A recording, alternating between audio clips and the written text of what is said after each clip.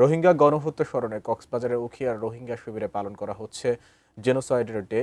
রাখাইনে শান্তি ফিরিয়ে আনতে জাতিসংঘ সহ আন্তর্জাতিক সম্প্রদায়ের প্রতি আহ্বান জানিয়েছেন রোহিঙ্গারা। ৪ নম্বর রোহিঙ্গা শিবির থেকে বিস্তারিত জানিয়েছেন আমাদের কক্সবাজার প্রতিনিধি অর্পণ বড়ুয়া।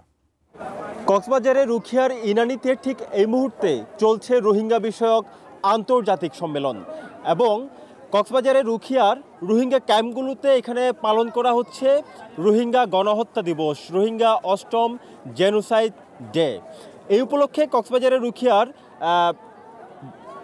উখিয়ার ৪ নম্বর রোহিঙ্গা ক্যাম্পের ফুটবল খেলার মাঠে এখানে সকাল থেকে নানান কর্মসূচি আয়োজন করা হয়েছে। এখানে তাদের উপর যে বীভৎস নির্যাতন হয়েছিল ২০১৭ সালের ২৫ আগস্টের আগে পরে, সেই নির্যাতনের চিত্রগুলো তারা কিন্তু এখানে ছবির মাধ্যমে তারা ফুটিয়ে তুলছেন এবং এখানে মোনাজাতের আয়োজন করা হয়েছে এবং গণজমায়েতের আয়োজন করা হয়েছে। আজিয়ে ২৫ আগস্ট ইবো যে রোহিঙ্গা জিনোসাইড ডে, ইবাকে রোহিঙ্গার হালাদিন আজিয়া পুরা দুনিয়ার মাঝে হার কমতো শান্তি আছে, হার কমতো আজাদি আছে।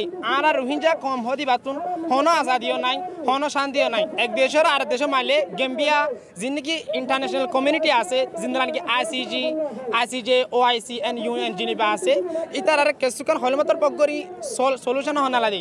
ধন্যবাদ। রাখাইনে শান্তি ফিরিয়ে আনার জন্য প্রয়োজনে জাতিসংঘ সহ যে আন্তর্জাতিক সম্প্রদায় তাদের হস্তক্ষেপ আসলে প্রয়োজন। তারা বলছেন এখন রাখাইন অঞ্চলে সেখানে যুদ্ধ পরিস্থিতি চলছে, যুদ্ধ পরিস্থিতিতে সেখানে শান্তি ফিরিয়ে আনার প্রয়োজন এবং রোহিঙ্গাদের যে মৌলিক অধিকার, নাগরিকত্ব সহ তাদের নিরাপত্তা, রাখাইনে সেফ জোন তৈরি করে তাদেরকে নিজ দেশে ফিরিয়ে নেবার যে বন্দোবস্ত, সেটি আসলে আন্তর্জাতিক সম্প্রদায়কে মিয়ানমারের প্রতি চাপ তৈরি করে সেই ব্যবস্থা করতে হবে। সেই কথাটি আসলে এখানে রোহিঙ্গা যারা রয়েছেন তারা আসলে বলছেন এবং সেই জন্য যথাযথ উদ্যোগ এই মুহূর্তে প্রয়োজন। তারা দীর্ঘ ৮ বছর ধরে কষ্টের জীবন যাপন করছেন এখানে, সেই কষ্টের জীবন থেকে তারা পরিত্রাণ পেতে নিজ দেশে তারা ফিরে যেতে চান। কক্সবাজারের উখিয়ার ফুটবল খেলার মাঠ থেকে রোহিঙ্গা ক্যাম্পের এটুকুই ছিল এখানকার সবশেষ পরিস্থিতি।